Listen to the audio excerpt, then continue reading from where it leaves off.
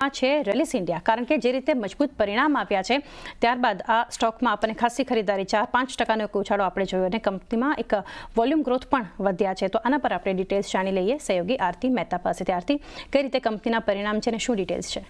जी, खास કરીને રેલિસ ઇન્ડિયાની વાત કરી લઈએ। જેમ તમને જણાવ્યું, સારા નંબર્સ આપણને આવતા દેખાયા છે અને દરેક ફ્રન્ટ પર નંબર સુધર્યા છે। સૌથી પહેલાં નફાની વાત કરી લઈએ તો જો જે 48 કરોડ પર હતો ત્યાંથી 95 કરોડની આસપાસ આપણને આવતો દેખાયો છે। આવકમાં 22% વધારો આપણે જોઈ રહ્યા છે। ખાસ કરીને એબિટાના ફ્રન્ટ પર 56.3% કંપનીના એબિટા વધ્યા છે અને માર્જિનની જો વાત કરી લઈએ તો તે 12.2% પર હતા, ત્યાંથી સુધરી અને 15.6%ની આસપાસ યર ઓન યર બેઝિસ પર આપણા નંબર્સ જે છે તે દરેક ફ્રન્ટ પર સુધરતા જોયા છે। એટલે એક સારા નંબર્સનું રિએક્શન બતાવી રહ્યું છે। સાથે જ તેજીના રીઝન આપણે જોઈ લઈએ, કારણોની વાત કરી લઈએ તો સૌથી પહેલાં Q1માં જે આવક 22% વધી છે એને કારણે ખાસ કરીને નફો પણ બમણો થતો દેખાઈ રહ્યો છે। સાથે જ વોલ્યુમ વધવાથી માર્જિન ખાસ કરીને સુધરતા બનતા દેખાઈ રહ્યા છે।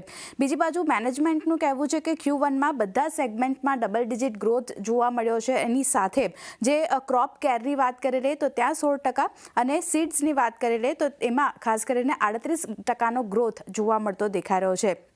વોલ્યુમ ગ્રોથ જે આવ્યો છે એને કારણે એબિટા જે છે તે આપણને આગળ જતાં સુધરતા જોવા મળી શકે છે। તો ખાસ કરીને FY26 માટેનું આઉટલુક પણ અહીંયાથી મેનેજમેન્ટ તરફથી પોઝિટિવ આવતું દેખાઈ રહ્યું છે।